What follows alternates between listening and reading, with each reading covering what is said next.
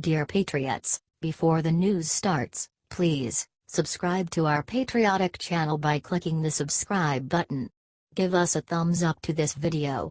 Don't forget to leave your opinion below in the comments section. Share the news on Facebook and Twitter so your friends see it. Thank you. Lady Gaga and Julianne Moore just did something sick to take advantage of Las Vegas attack. People can't just be left alone to grieve for one day after national tragedy without a celebrity coming in and making it about politics.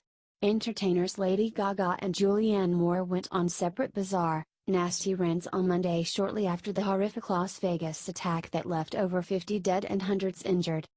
Gaga was responding to a tweet from Paul Ryan, which read, "America woke up to heartbreaking news from Las Vegas. We stand united in our shock, our condolences, and our prayers." Another call for gun control and then calling the incident terror. Terrorism has a very specific definition: the unlawful use of violence and intimidation, especially against civilians, in the pursuit of political aims. The operative word here is political aims. Maybe she should go to the police immediately and tell them what she knows that they don't, because right now, we do not know the motive of the attack. We do not know what the political aims were, or if there were any political aims at all. Julianne Moore took it up another notch, mocking those offering thoughts and prayers by retweeting human rights advocate Greg Hogbin. Julianne Moore is an ardent anti-gun activist, and Lady Gaga signed a petition urging stricter gun laws in 2014. Celebrities make gun control seem so simple, but it is anything but simple. France has extremely strict gun control and they have mass shootings, including the horrific 2015 attack in Paris that left 137 dead and over 400 injured. Chicago has tough gun laws but has one of the highest gun violence rates in the country. When celebrities just come out of the woodwork to demand gun control after these horrific attacks, they show blatant disrespect for the victims and an almost sickening opportunism. The Las Vegas attack was a tragedy on a massive scale that will take weeks, if not years, to fully comprehend. While the authorities are still sorting out what happened, what is so wrong with simply praying for the victims, for their families, and the officers in charge of understanding this crime, and save the politics for another day? HC Daily Mail.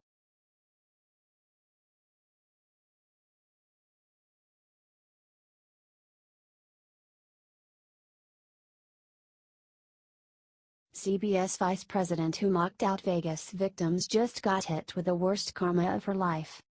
Sometimes justice is slow. But sometimes, like in the case of a top lawyer for CBS Haley Jeffman-Gold, justice is very, very quick. Right after the horrific attack on concert-goers in Las Vegas Sunday night, Jeffman-Gold posted a sick comment on Facebook saying she was not even sympathetic to the victims because country music fans are often Republican. Luckily this time her employer wasn't going to take it. A CBS spokeswoman said Jeffman-Gold, who was with us for approximately 1 year, violated the standards of our company and is no longer an employee of CBS. Her views as expressed on social media are deeply unacceptable to all of us at CBS. Our hearts go out to the victims in Las Vegas and their families. Bye.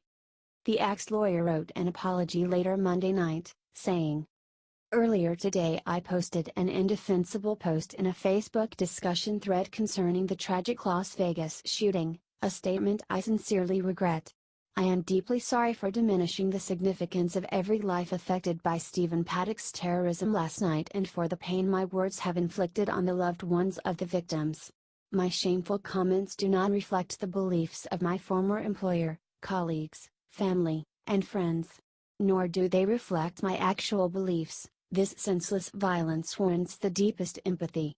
I understand and accept all consequences that my words have incurred." Jeffman-Gold's lawyer also put out a statement. "In the last few hours my client, her family and friends have been bombarded by online death unimaginable in quantity and detail.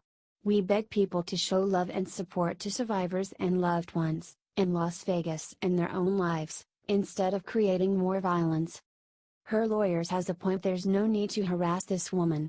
She said something truly appalling, her employer found out, and now she's paying the price by losing her job. These leftists are really sick sometimes, but we're not going to let their hatefulness prevent us from being compassionate and kind, and we're going to show them how real Americans act by being kind to the victims' memories and keeping them in our thoughts and prayers. Share it out if you agree.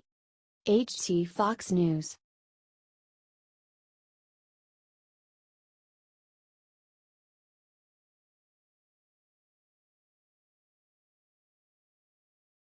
Steve Scalise just confessed the one prayer he said right after being shot. House Majority Whip Steve Scalise returned to Congress last week after spending 3.5 months recovering from a gunshot wound sustained from gunman James Hodgkinson in a crazed attack on Republican lawmakers.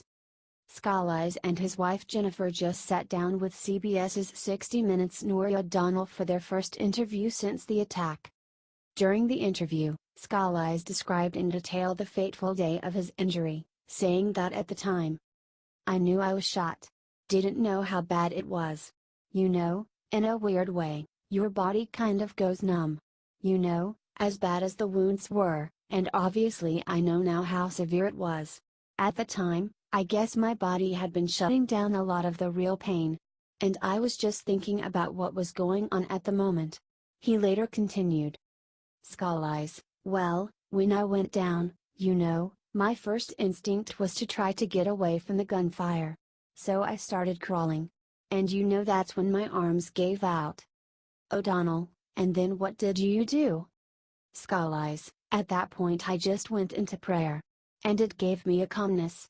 It was a weird calmness while I'm hearing the gunfire. You know the first thing that came to mind? I prayed, God, please don't let my daughter have to walk up the aisle alone. That was the first thing that came to mind." It is nothing short of a miracle that Steve Scalise was able to survive that day and walk into Congress 3.5 months later. Scalise's femur was shattered by the bullet, which also caused extreme internal damage. It is so incredible to know this man got to see his family again, and he can still walk his daughter down the aisle. Love Steve Scalise? Share this out 50,000 times. HDCBS News.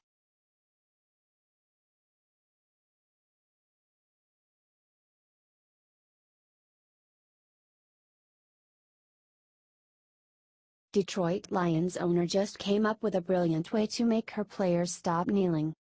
It's clearly been a big issue dealing with NFL players kneeling during the national anthem. Clearly, you cannot simply fire or even suspend all of them at this point, so the owners have been desperate for a new solution. Well, instead of threatening them with firing if they kneel, Ford thought of an even better solution. She decided to reward the ones who respect the anthem. Martha Ford reportedly has now incentivized her players to stand by offering up donations and her name to the charity of their choice if they respect the anthem. Lions running back Amir Abdullah told reporters, "We do dance around the topic a lot, and Mrs. Ford has come forward and said that as long as we compromise as a team and unify and make a unified demonstration, she'll back us financially. So I'm definitely going to hold her to her word." Now some people may see this as nothing more than simple bribery. I don't. I see a billionaire owner putter her money where her mouth is to defend the anthem we all love. And the result? Well, standing players of course. Now they get to help causes without insulting our soldiers. Let's get this out everywhere quick and see which NFL owners are willing to do what it takes to get the results.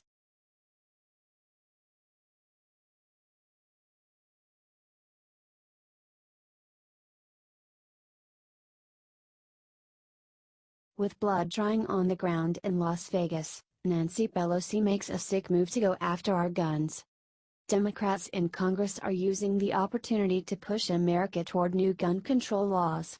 The leader of the House, Nancy Pelosi, wrote House Speaker Paul Ryan on Monday to ask for a new congressional committee that was dedicated to gun violence, according to Daily Mail. She then asked for the same thing 2 years ago following an Oregon community. The White House insisted today that today wasn't the right time to get into political debates about the massacre. Press Secretary Sarah Sanders called for a day of reflection, a day of mourning, a day of gratefulness for those that were saved. Pelosi wrote this following letter: I urge you to create a select committee on gun violence to study and report back common sense legislation to help end this crisis. The bipartisan committee would make recommendations to prevent unspeakable tragedies such as the mass shooting in Las Vegas and to restore confidence in the safety of our communities. Today is a day for prayer, mourning, and love, but it must also be a day for action. President Donald Trump has been clear that he's a strong supporter of the Second Amendment, says White House Press Secretary Sarah Sanders on Monday. President Donald Trump has been clear that he's a strong supporter of the Second Amendment, said Sarah Sanders as well. Share this if you think that it's sick that Nancy Pelosi and the rest of the Dems are trying to take away guns,